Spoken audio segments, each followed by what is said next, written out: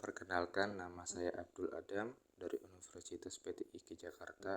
Saya membuat video ini dengan bertujuan tugas mata kuliah metodologi.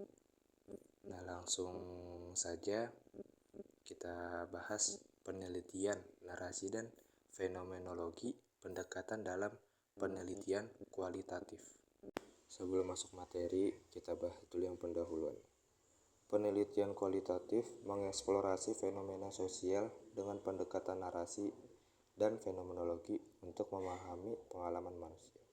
Relevansi pendekatan ini terlihat dalam pendidikan, psikologi, dan kesehatan, dengan fokus pada eksplorasi mendalam serta menggali pemahaman tentang pengalaman individu dan fenomena sosial secara rinci. Lanjut saja, kita masuk materi berikutnya. Langkah-langkah penelitian narasi. Yang pertama, menentukan fokus penelitian dan subjek ceritanya. Yang kedua, mengumpulkan data berupa cerita, pengalaman, atau narasi individu. Nah, yang ketiga ini menganalisis pola, tema, dan konteks cerita untuk mendapatkan makna. Yang keempat, menyajikan hasil penelitian bentuk narasi yang sistematis. Nah, jadi ini bahasanya bukti. Lanjut saja ke definisi penelitian narasi. Penelitian narasi adalah pendekatan kualitatif yang berpusat pada cerita individu. Nah, ini tujuannya memahami pengalaman hidup melalui narasi pribadi.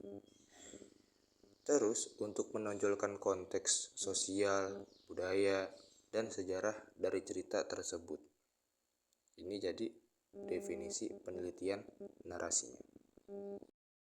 Sedangkan kalau karakteristik penelitian narasi ini seperti fokus, pendekatan, konteks. Ini karakteristik penelitian narasinya.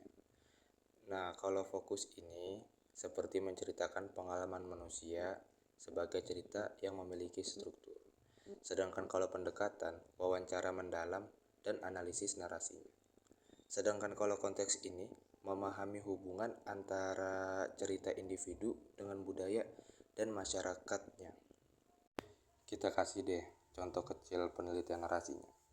Misalkan nih, Anda ingin mengetahui pengalaman mahasiswa yang berhasil lulus dari universitas dengan predikat kaum laude. Nah, Anda dapat melakukan wawancara dengan mahasiswa tersebut dan meminta mereka untuk menceritakan pengalaman mereka selama kuliah. Nah, ini contoh pertanyaannya yang Anda dapat ajukan ini. Yang pertama, bagaimana Anda berhasil lulus dengan predikat cum laude? Nah, yang kedua ini, apa yang membuat Anda termotivasi untuk belajar? Nah, yang ketiga, bagaimana Anda mengatasi kesulitan selama kuliah? Nah, jadi dari cerita yang diberikan oleh mahasiswa tersebut, Anda dapat memahami pengalaman dan persepsi mereka selama kuliah dan bagaimana mereka berhasil mencapai kesuksesan mereka tersebut. Nah, jadi itu contoh kecil penelitian narasinya.